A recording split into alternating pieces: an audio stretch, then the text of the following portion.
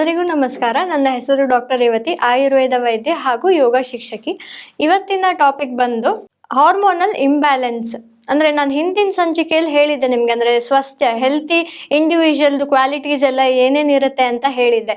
So ಅದನ್ನ modern terms ಅಲ್ಲಿ ನಾನು ಕೋರಿಲೇಟ್ ಮಾಡೋದಾದ್ರೆ, ಅಂದ್ರೆ ಹಾರ್ಮೋನಲ್ ಬ್ಯಾಲೆನ್ಸ್ ಅಂತ ನಾನು ಹೇಳೋದಾದ್ರೆ, ಅಗೇನ್ ಸಮದೋಷ ಸಮಾಗ್ನಿಶ್ಚ ಸಮಧಾತು ಮಲಕ್ರಿಯಾ ಪ್ರಸನ್ನ ಆತ್ಮೇಂದ್ರಿಯ ಮನಃ ಸ್ವಸ್ಥ ಇತ್ಯಭಿಧೀಯತೆ. ಆದರೆ ಇಲ್ಲಿ ಹಾರ್ಮೋನಲ್ ಇಂಬ್ಯಾಲೆನ್ಸ್ ಬಗ್ಗೆ ನಾನು ಇವತ್ತು ಮಾತಾಡ್ತಿರೋದ್ರಿಂದ ಅದಕ್ಕೆ ಏನು ಕಾರಣ ಅಂದ್ರೆ ಇದೇ ಶ್ಲೋಕದಲ್ಲಿ ನಾನು ಮತ್ತೆ ಎಕ್ಸ್ಪ್ಲೈನ್ ಮಾಡ್ತಾ ಹೋಗ್ತೀನಿ. ಹೇಗೆ ಸಮದೋಷ ಅಂದ್ರೆ ತ್ರಿದೋಷಗಳು ನಾವು ಮಾತಾಡ್ತಾ ಹೋದ್ವಿ, ಯಾವ್ಯಾವ ಕಾರ್ಯಗಳೆಲ್ಲ ತ್ರಿದೋಷಗಳು ಮಾಡುತ್ತೆ ಅಂತ ನಾವು ನೋಡಿದ್ವಿ. ಇಲ್ಲಿ ಇಂಬ್ಯಾಲೆನ್ಸ್ ಸ್ಟೇಟ್ಗೆ ಹೋಗ್ಬೇಕು ಅಂತಂದ್ರೆ ಅದಕ್ಕೆ ಏನು ಯಾವ ಒಂದು ಅಂದ್ರೆ ದೋಷಗಳಲ್ಲಿ ಏನೇನು ಚೇಂಜಸ್ ಆಗೋದ್ರಿಂದ ಇಂಬ್ಯಾಲೆನ್ಸ್ ಆಗತ್ತೆ ಅಂತ ನಾವು ನೋಡೋಣ. ಇವಾಗ ದೋಷಗಳಲ್ಲಿ ವಾತ ಪಿತ್ತ ಕಫ ಅಂತ ಏನ್ ಹೇಳಿದೆ, ವಾತ ಅಂದ್ರೆ ಈ ದೋಷಗಳಿಗೆ ಆಗಿರ್ಬೋದು ಅಥವಾ ಬಾಡಿದು ಯಾವುದೇ ಕಾಂಪೋನೆಂಟ್ಸ್ ಆಗಿರ್ಬೋದು, ಅದಕ್ಕೆ ಅದರದೇ ಆದ ಕಾರ್ಯಗಳಿರುತ್ತೆ ಅಂತ ನಾನು ಹಿಂದಿನ ಸಂಚಿಕೆಯಲ್ಲಿ ನಿಮ್ಗೆ ಹೇಳಿದ್ದೆ. ಅದ್ರ ಪ್ರಕಾರ ಅದನ್ನ ನಾವು ಡಿಸ್ಟರ್ಬ್ ಮಾಡಬಾರ್ದು. ಅಂದ್ರೆ ಏನು ದೇಹ ಕಾರ್ಯ ಇದೆ ಅದ್ರ ಪಾಡಕ್ಕೆ ಅದು ನಡೀತಾ ಇರುತ್ತೆ. ಅದನ್ನ ನಾವು ಟ್ರಿಗರ್ ಮಾಡಿದಾಗ, ಫಾರ್ ಎಕ್ಸಾಂಪಲ್ ಅಂದ್ರೆ ಇವಾಗ ನೀವೆಲ್ಲಾದ್ರೂ ಹೊರಗಡೆ ಹೋಗಿರ್ತೀರಾ, ಇವಾಗ ಇರ್ರೆಗ್ಯುಲರ್ ಫುಡ್ ಪ್ಯಾಟರ್ನ್ಸ್ ನೀವು ಫಾಲೋ ಮಾಡೋದಾಗಿರ್ಬೋದು, ಅಥವಾ ಸರಿಗೆ ನೀವು ಊಟ ಮಾಡ್ತಾ ಇಲ್ಲ, ಅಥವಾ ನಿಮ್ಮ ಒಂದು ದೈನಂದಿನ ಚಟುವಟಿಕೆಗಳಲ್ಲಿ ಏನಾದರೂ ಏರುಪೇರಾದಾಗ, ಅಥವಾ ನಿಮ್ಮ ಸ್ಟ್ರೆಸ್ ಲೆವೆಲ್ಸ್ ಜಾಸ್ತಿ ಆದಾಗ, ಅಥವಾ ನೀವು ಫಿಸಿಕಲ್ ಆಕ್ಟಿವಿಟೀಸ್ ಏನು ಇನ್ಕ್ಲೂಡ್ ಮಾಡ್ತಾ ಇಲ್ಲ ಅಂತ ಆದಾಗ, ಈ ದೋಷಗಳಲ್ಲಿ ಅಂದ್ರೆ ತ್ರಿದೋಷಗಳಲ್ಲಿ ಏರುಪೇರಾಗೋದಕ್ಕೆ ಸಾಧ್ಯ ಇರುತ್ತೆ. ಅಂದ್ರೆ ಇದರ ವೃದ್ಧಿ ಅಥವಾ ಕ್ಷಯ, ಅಂದ್ರೆ ದೋಷಗಳು ವೃದ್ಧಿ ಸ್ಟೇಟ್ ಅಂದ್ರೆ ಹೈಪರ್ ಸ್ಟೇಟ್ ಹೋಗ್ಬೋದು ಅಥವಾ ಹೈಪೋ ಸ್ಟೇಟ್ ಹೋಗ್ಬೋದು. ಈ ತರ ಆದಾಗ ನಮ್ಮ ಒಂದು ಹಾರ್ಮೋನ್ಸ್ ಏನಿರುತ್ತೆ, ಹಾರ್ಮೋನಲ್ ಫಂಕ್ಷನ್ಸ್ ಏನಿರುತ್ತೆ ಅದು ಡಿಸ್ರಪ್ಟ್ ಆಗತ್ತೆ. ಆಮೇಲೆ ನಮ್ಮ ಒಂದು ಜೀರ್ಣಕ್ರಿಯೆಗೆ ಅಗ್ನಿ ಎಷ್ಟು ಇಂಪಾರ್ಟೆಂಟ್ ಅಂದ್ರೆ, ಯಾವುದೇ ಒಂದು ಪ್ರೋಸೆಸ್, ಇವಾಗ ನಾವು ಮಾಡಿರುವಂತಹ ಆಹಾರ ಎನರ್ಜಿಯಾಗಿ ಕನ್ವರ್ಟ್ ಆಗೋದಕ್ಕೆ ಬೇಕಾಗಿರೋದೇ ಅಗ್ನಿ. ಹಾಗೂ ಆ ಕನ್ವರ್ಷನ್ ಆಗಿರುವಂತಹ ಎನರ್ಜಿ ಏನಿದೆ ಅದು ಎಲ್ಲ ದೇಹದ ಎಲ್ಲ ಅಂಗಾಂಗಗಳಿಗೂ ಹೋಗ್ಬೇಕು ಅಂತ ಆದಾಗ ಅಲ್ಲಿ ಅಗ್ನಿ ಮತ್ತೆ ತುಂಬಾ ಪ್ರಮುಖ ಪಾತ್ರ ವಹಿಸುತ್ತೆ. ಈ ಅಗ್ನಿಗೆ ನಾವು ತೊಂದರೆ ಕೊಟ್ಟಾಗ ಹೇಗೆ ಅಂದ್ರೆ, ಟೈಮ್ ಟು ಟೈಮ್ ಊಟ ಮಾಡಿಲ್ಲ ಅಂತ ಆದಾಗ ಅಗ್ನಿ ಮಂದಾಗತ್ತೆ. ಮಂದಾಗ್ನಿ ಅಂತ ನೀವು ಕ್ಲಿನಿಕ್ ಎಲ್ಲಾದ್ರೂ ಹೋದ್ರೆ ಹೇಳ್ತಾರೆ ನಿಮ್ಗೆ. ಅಂದ್ರೆ ಮಂದಾಗ್ನಿ ಆಗಿರ್ಬೋದು, ನಿಮ್ಗೆ ಅಗ್ನಿ ವೃದ್ಧಿ ಮಾಡ್ಕೊಳ್ಬೇಕು, ಅಗ್ನಿ ನಾರ್ಮಲ್ ಆಗಿದ್ರೆ ನಿಮ್ದು ಜೀರ್ಣಕ್ರಿಯೆ ಚೆನ್ನಾಗಿರುತ್ತೆ ಅಂತ ನೀವು ಕೇಳಿರ್ತೀರ. ಹಂಗಾಗಿ ಅಗ್ನಿ ಅನ್ನೋದು ಮತ್ತೆ ತುಂಬಾ ಇಂಪಾರ್ಟೆಂಟ್. ಇದ್ರಲ್ಲಿ ಏನಾದ್ರು ಡಿಸ್ರಪ್ಷನ್ ಆದಾಗ ಹಾರ್ಮೋನಲ್ ಇಂಬ್ಯಾಲೆನ್ಸ್ ಆಗೋ ಚಾನ್ಸಸ್ ಇರುತ್ತೆ. ಹಾಗೂ ಸಪ್ತಧಾತುಗಳ ಬಗ್ಗೆ ಹೇಳಿದೆ. ಇವಾಗ 1-2 ಧಾತುಗಳ ಬಗ್ಗೆ ನಾನು ಎಕ್ಸ್ಪ್ಲೇನ್ ಮಾಡೋದಾದ್ರೆ, ರಸಧಾತು ಹಾಗೂ ರಕ್ತಧಾತು ಅಂತ ಹೇಳಿದಾಗ, ನಾವು ತಗೊಂಡಿರುವಂತಹ ಆಹಾರ ಮೊದಲಿಗೆ ಡೈಜೆಸ್ಟ್ ಆಗೋದು ನಮ್ಮ ನಾಲ್ಗೆಯಲ್ಲಿ, ಹಾಗೂ ತದನಂತರ ಸ್ಟೊಮಕ್ ಅಲ್ಲಿ ಅಂತ ಏನ್ ಹೇಳ್ತೀವಿ, ಅದು ಫಸ್ಟ್ ಕನ್ವರ್ಟ್ ಆಗೋದು ರಸ ಆಗಿ. ಅಂದ್ರೆ ಏನೇ ನೀವು ಆಹಾರ ತಗೊಂಡ್ರು, ಸಾಲಿಡ್ ಫುಡ್ಸ್ ಆಗಿರ್ಬೋದು ಅಥವಾ ಲಿಕ್ವಿಡ್ ಫುಡ್ಸ್ ಆಗಿರ್ಬೋದು, ಅದು ನಮ್ಮ ದೇಹಕ್ಕೆ ಫಸ್ಟ್ ಹೋಗಿ ಸೇರೋದು ರಸ. ಅಂದ್ರೆ ಇವಾಗ ಗ್ಲೂಕೋಸ್ ಅಂತ ಏನ್ ಹೇಳ್ತೀವಿ, ಎಂಡ್ ಪ್ರಾಡಕ್ಟ್ ಆಫ್ ಮೆಟಬಾಲಿಸಮ್ ಏನಿದೆ ಅದು ಗ್ಲೂಕೋಸ್ ಅಂಡ್ ಇಟ್ಸ್ ಪ್ರಾಡಕ್ಟ್ಸ್ ಅಂತ ಹೇಳ್ತೀವಲ್ಲ, ಹಾಗೇನೆ ಆಯುರ್ವೇದದಲ್ಲಿ ನಾವು ಅದನ್ನ ರಸ ಅಂತ ಹೇಳೋದು. ಸೊ ಈ ಒಂದು ರಸಧಾತು, ಈ ರಸಧಾತು ಏನೆಲ್ಲ ಕೆಲಸ ಮಾಡುತ್ತೆ ಅಂದ್ರೆ, ನಮ್ಮ ಒಂದು ರಕ್ತ ಒತ್ತಡವನ್ನು ನಾರ್ಮಲ್ಸಿಲ್ ಇಡುತ್ತೆ. ಅಂದ್ರೆ ಇವಾಗ ನಾರ್ಮಲ್ ಬಿ ಪಿ ಅಂತ ಏನ್ ನಾವು ಹೇಳ್ತೀವಿ ಅದನ್ನು ಮೇಂಟೈನ್ ಮಾಡೋದು ರಸಧಾತು. ಹಾಗೆ ಬೇರೆ ಎಲ್ಲ ಏನೇನ್ ಕಾರ್ಯಗಳು, ಇವಾಗ ನಮ್ದು ಒಂದು ಕೂದಲಿನ ಆರೋಗ್ಯ ಆಗಿರ್ಬೋದು, ಅಥವಾ ಸ್ಕಾಲ್ಪ್ ಹೆಲ್ತ್ ಆಗಿರ್ಬೋದು, ಅಥವಾ ನಮ್ದು ಅಂದ್ರೆ ಚರ್ಮದ ಆರೋಗ್ಯ ಏನಿದೆ ಅದನ್ನೆಲ್ಲ ಕಾಪಾಡೋದು ರಸಧಾತು ಅಂತ ಹೇಳೋದಕ್ಕೆ ಇಷ್ಟಪಡ್ತೀನಿ. ಇನ್ನೊಂದು ರಕ್ತಧಾತು, ಒಂದು ಉದಾಹರಣೆ ಕೊಡೋದು. ರಕ್ತಧಾತು ಬಗ್ಗೆ ಹೇಳೋದಾದ್ರೆ, ಅಂದ್ರೆ ನಮ್ಮ ದೇಹದಲ್ಲಿ ಇರುವ ರಕ್ತ ಅದು ನಾರ್ಮಲ್ ಆಗಿದ್ರೆ ನಿಮ್ಗೆ ಚರ್ಮ ರೋಗಗಳು ಹೆಚ್ಚಾಗಿ ಕಂಡು ಬರೋದಿಲ್ಲ. ಅಂದ್ರೆ ಇವಾಗ ಇಚಿಂಗ್ ಏನಿರುತ್ತೆ, ಅಥವಾ ನಿಮ್ಗೆ ಪ್ರಿಕ್ಕಿಂಗ್ ಸೆನ್ಸೇಷನ್ಸ್ ಇರ್ಬೋದು, ಅಥವಾ ಇಚಿಂಗ್ ಸೆನ್ಸೇಷನ್ಸ್. ಆಮೇಲೆ ಬ್ಲಡ್ ಶುಗರ್ಸ್ ನ ತುಂಬಾ ಮೇಂಟೈನ್ ಮಾಡೋದು ನಿಮ್ಗೆ ರಸ ಮತ್ತೆ ರಕ್ತಧಾತುಗಳು. ಇದು ತುಂಬಾ ಪ್ರಮುಖವಾಗಿ ಕಾರ್ಯನಿರ್ವಹಿಸುತ್ತೆ.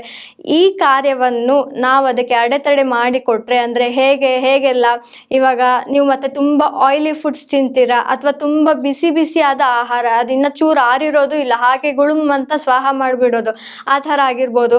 ಅಥವಾ ತುಂಬಾ ತಂಪಾದ ಪಾನೀಯಗಳು, ತಂಪಾದ ಆಹಾರಗಳು, ಅಥವಾ ತುಂಬಾ ದಿನದ ಮನೆಯದು ಸ್ಟಾಕ್ಡ್ ಫುಡ್ ಅಂತ ಏನ್ ಹೇಳ್ತೀವಿ ಅದನ್ನ ತಿನ್ನೋದಾಗಿರ್ಬೋದು. ಆಮೇಲೆ ಇತ್ತೀಚಿನ ದಿನಗಳಲ್ಲಿ ನಾವು ನೋಡ್ತಾ ಹೋಗ್ತೀವಿ, ಅಂದ್ರೆ ಕಾಫಿ ಲವರ್ಸ್, ಟೀ ಲವರ್ಸ್ ಅಂತ ಟ್ರೆಂಡಿಂಗ್ ಆಗ್ಬಿಟ್ಟಿದೆ. ಸೊ ಇಂಥದೆಲ್ಲ ನೀವು ಸೇವಿಸ್ತಾ ಹೋದಾಗ ಅದು ನಿಮ್ಗೆ ಹೊರಗಡೆ ಟ್ರೆಂಡಿಂಗ್ ಆಗಿರ್ಬೋದು, ಆದ್ರೆ ದೇಹಕ್ಕೆ ಅದು ಟ್ರೆಂಡಿಂಗ್ ಅಲ್ಲ. ಯಾಕಂದ್ರೆ ಅದರದೇ ಆದ ಒಂದು ಹುಟ್ಟಿನಿಂದ ಸಾಯುವವರೆಗೂ ದೇಹಕ್ಕೆ ಅದರದೇ ಆದ ಒಂದು ಕಾರ್ಯ ಇದ್ದೇ ಇರುತ್ತೆ. ಸೊ ಹಾಗಾಗಿ ಇಲ್ಲಿ ಇದ್ರಲ್ಲಿ ಏನಾದ್ರು ನೀವು ಇದನ್ನ ಈ ತರ ವ್ಯತ್ಯಾಸ ಮಾಡ್ಕೊಳ್ಳೋದ್ರಿಂದ ನಿಮ್ಮ ರಸ ಮತ್ತೆ ರಕ್ತಧಾತುಗಳು ಅದರ ಕೆಲಸವನ್ನು ಮಾಡೋದಿಲ್ಲ. ಈ ಕೆಲಸ ಮಾಡಿಲ್ಲ ಅಂತ ಆದಾಗ ಅಲ್ಲಿ ಹಾರ್ಮೋನಲ್ ಇಂಬ್ಯಾಲೆನ್ಸ್ ಇವಾಗ ಇದಕ್ಕೆ ಉದಾಹರಣೆ ಕೊಡೋದಾದ್ರೆ, ನೀವು ಚರ್ಮ ರೋಗಗಳು ಅಂತ ನಾನು ಹೇಳದ್ನಲ್ಲ, ಅಂದ್ರೆ ಸ್ವಲ್ಪ ಇಚ್ಚಿಂಗ್ ಸೆನ್ಸೇಷನ್ ಇರ್ಬೋದು, ಅಥವಾ ಕೆರಿತ ಅಥವಾ ಉರಿತ ಅಂತ ನಾವು ಏನ್ ಹೇಳ್ತೀವಿ. ಆಮೇಲೆ ಸ್ಕಾಲ್ಪಲ್ಲಿ ಸ್ವಲ್ಪ ಡ್ಯಾಂಡ್ರಫ್ ಇಶ್ಯೂಸ್, ಇದೆಲ್ಲ ಈ ಕಾರಣದಿಂದಾನೇ ಬರುತ್ತೆ ಅಂತ ಹೇಳೋದಕ್ಕೆ ಇಷ್ಟಪಡ್ತೀನಿ.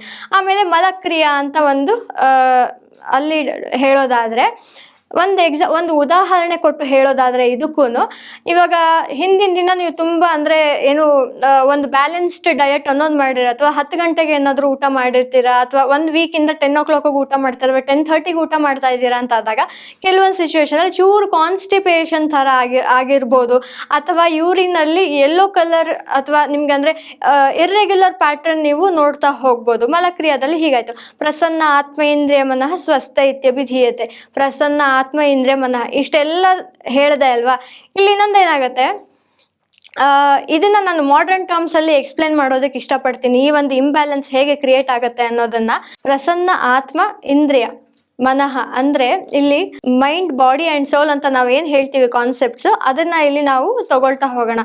ಅಂದ್ರೆ ಇವಾಗ ಲೈಫ್ ತುಂಬಾ ಸ್ಟ್ರೆಸ್ಫುಲ್ ಲೈಫ್ ಆಗಿದೆ, ಅಂದ್ರೆ 9 to 8 ಜಾಬ್ ಆಗಿರ್ಬೋದು, ಅಥವಾ 9 to 5 ಜಾಬ್ಸ್ ಅಂತ ಹೇಳ್ತೀವಿ. ಸೊ ನಿಮ್ಗೆ ಅಲ್ಲಿ ಏನಾಗುತ್ತೆ ಅಂದ್ರೆ ವರ್ಕ್ ಪ್ರೆಷರ್ ಇರುತ್ತೆ, ತದನಂತರ ಮನೆಗೆ ಬರ್ತೀರಾ, ನಿಮಗ್ ನೀವು ಟೈಮ್ ಕೊಡೋದಿಲ್ಲ, ಅಂದ್ರೆ ರೆಸ್ಟ್ ಮಾಡ್ದಿರಾ ಮತ್ತೆ ಇನ್ನೊಂದು ವರ್ಕ್ಗೆ ಶಿಫ್ಟ್ ಆಗ್ತೀರಾ. ಆಮೇಲೆ ಊಟದಲ್ಲೂ ತುಂಬಾ ಊಟದಲ್ಲಿ ವ್ಯತ್ಯಾಸ ಮಾಡ್ಕೊಂಡಾಗ ನಿಮ್ಗೆ ನಿದ್ರೆ ಸರಿಗ್ ಬರೋದಿಲ್ಲ. ಸೊ ಇದೆಲ್ಲ ಕಾರಣದಿಂದ ಅಂದ್ರೆ ನಿಮ್ಮ ಮೈಂಡು ಕೂಡ ನಿಮ್ಮ ಕಂಟ್ರೋಲ್ ಅಲ್ಲಿ ಇಲ್ಲ, ಎಲ್ಲ ಒಂದ್ ಸ್ವಲ್ಪ ಇದು. ಆಮೇಲೆ ಇನ್ನೊಂದು ಕಾರಣ ಹೇಳೋದಕ್ಕೆ ಹೋದ್ರೆ ಡಿಜಿಟಲ್ ಸ್ಕ್ರೀನಿಂಗ್, ಅಂದ್ರೆ ಇವಾಗ ಡಿಜಿಟಲ್ ಟೈಮ್ ಅಂತ ನಾವು ಏನ್ ಹೇಳ್ತೀವಿ, ಸ್ಕ್ರೀನ್ ಟೈಮ್ ಅಂತಾನು ನಾವು ಹೇಳ್ತಾ ಹೋಗ್ತೀವಿ. ಅದೆಲ್ಲ ಇರೋದ್ರಿಂದ ನಿಮ್ಮ ಬ್ರೈನ್ ಸೆಲ್ಸ್ ಕೂಡ ಇವಾಗ ಸ್ವಲ್ಪ ಡಿಟೋರಿಯೇಟ್ ಆಗ್ತಾ ಬರುತ್ತೆ, ಅಂದ್ರೆ ನಿಮ್ಮ ಹತೋಟಿಯಲ್ಲಿ ನಿಮ್ಮ ಮೈಂಡ್ ಇರೋದಿಲ್ಲ. ಸೊ ಹಂಗಾಗಿ ಏನಾಗುತ್ತೆ ಅಲ್ಲಿ ಅಗೇನ್ ಇಲ್ಲಿ ಒಂದು ಕಾನ್ಸೆಪ್ಟ್ ಹೇಳೋದಕ್ಕೆ ನಾನು ಇಷ್ಟಪಡ್ತೀನಿ. ಮೇನ್ ಆಗಿ ಹೆಣ್ಮಕ್ಳಲ್ಲಿ ಅಂದ್ರೆ ಹೈಪೋಪಿಟ್ಯುಟರಿ ಒವೇರಿಯನ್ ಆಕ್ಸಿಸ್ ಅಂತ ಹೇಳ್ತೀವಿ, HPO ಆಕ್ಸಿಸ್ ಅಂತ ಹೇಳಿ. ಮೇನ್ ಆಗಿ ಎಲ್ಲ ಎಂಡೋಕ್ರೈನ್ ಗ್ಲ್ಯಾಂಡ್ಸ್ ಏನಿದೆ, ಅಥವಾ ಎಲ್ಲ ಹಾರ್ಮೋನ್ಸ್ಗಳು ಏನಿದೆ, ಅದು ತುಂಬಾ ಈ ಒಂದು ಆಕ್ಸಿಸ್ ಅಂತ ಇವಾಗ ನಾನು ಏನ್ ಆಕ್ಸಿಸ್ ಅಂತ ಹೇಳಿದೆ ಅದ್ರ ಮೇಲೆ ತುಂಬಾ ಪರಿಣಾಮ ಬೀಳುತ್ತೆ. ಎಲ್ಲ ಹಾರ್ಮೋನ್ಸ್ ಮೇನ್ ಆಗಿ ಇಲ್ಲಿ ಹೆಣ್ಮಕ್ಳಿಗೆ ಹೇಳೋದಾದ್ರೆ ಈಸ್ಟ್ರೋಜನ್, ಪ್ರೊಜೆಸ್ಟರಾನ್ ಹಾರ್ಮೋನು, ಅದಾದ ನಂತರ ಇನ್ಸುಲಿನ್ ಆಗಿರ್ಬೋದು, ಅದಾದ ನಂತರ ಕಾರ್ಟಿಸೋಲ್ ಹಾರ್ಮೋನ್ಸ್, ಇದೆಲ್ಲ ತುಂಬಾ ಇಂಪಾರ್ಟೆಂಟ್ ಹಾರ್ಮೋನ್ಸ್ ಹೆಣ್ಮಕ್ಳಲ್ಲಿ. ಇದರಲ್ಲಿ ಡಿಸ್ಟ್ರಪ್ಷನ್ ಆಗೋದು ಯಾವಾಗ ಅಂತ ಆದಾಗ, ಮೈಂಡ್ ಡಿಸ್ಟರ್ಬ್ ಆದಾಗ, ಸ್ಟ್ರೆಸ್ ಲೆವೆಲ್ಸ್ ಜಾಸ್ತಿ ಆದಾಗ, ಅಥವಾ ಸ್ಲೀಪ್ ಡಿಸ್ಟರ್ಬೆನ್ಸ್ ಇದ್ದಾಗ ಈ ಒಂದು ಆಕ್ಸಿಸ್ ನಮ್ಗೆ ಅಂದ್ರೆ ಅದ್ರ ಕಾರ್ಯವನ್ನು ಅದು ಮಾಡೋದಿಲ್ಲ. ಅವಾಗ ಏನಾಗುತ್ತೆ, ಹಾರ್ಮೋನಲ್ ಇಂಬ್ಯಾಲೆನ್ಸ್ ಇಂದ ಒಂದೊಂದೇ ರೋಗಗಳು ಶುರು ಆಗ್ತಾ ಹೋಗುತ್ತೆ. ಇಲ್ಲಿ ಇವಾಗ ಇದರ ಲಕ್ಷಣಗಳೇನು, ಅಥವಾ ಇದರಿಂದ ಉತ್ಪತ್ತಿ ಆಗುವ ರೋಗಗಳೆಲ್ಲ ಯಾವುದು ಅಂತ ಹೇಳ್ತಾ ಹೋದ್ರೆ, ಸ್ಟ್ರೆಸ್ ಲೆವೆಲ್ಸ್ ಇರ್ಬೋದು, ಇನ್ಸೋಮ್ನಿಯಾ ಇರ್ಬೋದು, ಅಥವಾ ಡಯಾಬಿಟೀಸ್ ಇರ್ಬೋದು. ಇವಾಗ ನೋಡಿರ್ತೀರ 25-26 ಇಯರ್ಸ್ಗೆಲ್ಲಾನು ಶುಗರ್ ಲೆವೆಲ್ಸ್ ನಂದು ಜಾಸ್ತಿ ಇದೆ ಅಂತ ಹೇಳ್ಕೊಂಡು ಬರ್ತಾರೆ ಕ್ಲಿನಿಕ್ಗಳಲ್ಲಿ. ಅಥವಾ ತುಂಬಾ ಸಾಮಾನ್ಯವಾಗಿ ಕಂಡು ಬರುವಂತಹ ರೋಗ ಅಂದ್ರೆ thyroid issues, TSH levels, T3 T4 levels ಎಲ್ಲ ತುಂಬಾ ಜಾಸ್ತಿ ಇರುತ್ತೆ. ತದನಂತರ ಏನು PCOD PCOS ಅಥವಾ ಇರ್ರೆಗ್ಯುಲರ್ ಸೈಕಲ್ಸ್ ಆಗಿರ್ಬೋದು. ಆಮೇಲೆ ಸಣ್ಣ ಪುಟ್ಟ ಸಿಂಪ್ಟಮ್ಸ್ಗಳ ಬಗ್ಗೆ ಹೇಳೋದಾದ್ರೆ, ಚರ್ಮ ರೋಗಗಳು ಅಂದ್ರೆ ಸ್ವಲ್ಪ ತುಂಬಾ ಕೆರೆತ ಬರುತ್ತೆ, ಅಥವಾ ಗುಳ್ಳೆ ಆಗುತ್ತೆ ಚರ್ಮದ ಮೇಲೆ ಅಂತ ಕಂಪ್ಲೇಂಟ್ಸ್ ಇರ್ಬೋದು. ಆಕ್ನೆ ಅಥವಾ ಸ್ಕಿನ್ ಇಶ್ಯೂಸ್, ಅದಾದ್ಮೇಲೆ ಹೇರ್ ಫಾಲ್ ಇರ್ಬೋದು, ಅಥವಾ ಡ್ಯಾಂಡ್ರಫ್ ಇರ್ಬೋದು. ಸ್ಕಾಲ್ಪ್ ಹೆಲ್ತ್ ಅಲ್ಲಿ ಮೇಂಟೈನ್ ಆಗಿರೋದಿಲ್ಲ, ಅಂದ್ರೆ ಯಾಕೆ, ಹಾರ್ಮೋನ್ಸ್. ಈ ಕಾರಣಕ್ಕೆ ನಾನು ಹೇಳೋದೇನು ಅಂದ್ರೆ, ಹೆಣ್ಮಕ್ಳಿಗೆ ಮೇನ್ ಆಗಿ ಹಾರ್ಮೋನ್ಸ್ ಅನ್ನೋದು ತುಂಬಾ ಇಂಪಾರ್ಟೆಂಟ್. ಅಂದ್ರೆ ಮೆನ್ಸ್ಟ್ರುಯೇಷನ್ ಅಂದ್ರೆ ನಿಮ್ಮ ಒಂದು ಪೀರಿಯಡ್ಸ್ ಸ್ಟಾರ್ಟ್ ಆಗೋ ಟೈಮ್ ಇಂದ ಹಿಡಿದು ಮೆನೋಪಾಸ್ ವರ್ಗೂನು ಈ ಒಂದು ಹಾರ್ಮೋನ್ಸ್ ತುಂಬಾ ಇಂಪಾರ್ಟೆಂಟ್ ಹೆಣ್ಮಕ್ಳ ಲೈಫಲ್ಲಿ ಅಂತ ಹೇಳ್ತಾ, ಮುಂದಿನ ಸಂಚಿಕೆಯಲ್ಲಿ ಇದರ ರಿಲೇಟೆಡ್ ಆಗಿ ಒಂದೊಂದೇ ಟಾಪಿಕ್ಸ್ ನಾವು ಡಿಸ್ಕಸ್ ಮಾಡ್ತಾ ಹೋಗೋಣ. ಅಂದ್ರೆ PCOD ಆಗಿರ್ಬೋದು, ಅಥವಾ ಇರ್ರೆಗ್ಯುಲರ್ ಪೀರಿಯಡ್ಸ್ ಯಾವ ಕಾರಣ, ಹೇಗೆ ಸಿಂಪ್ಟಮ್ಸ್ ಇರುತ್ತೆ, ಅದನ್ನ ಹೇಗೆ ಮ್ಯಾನೇಜ್ ಮಾಡ್ಕೊಳ್ಬೋದು ಆಯುರ್ವೇದ ಮತ್ತೆ ಯೋಗ ಪ್ರೋಟೋಕಾಲ್ಸ್ ಇಂದ ಅಂತ ನೋಡ್ತಾ ಹೋಗೋಣ. Thank you.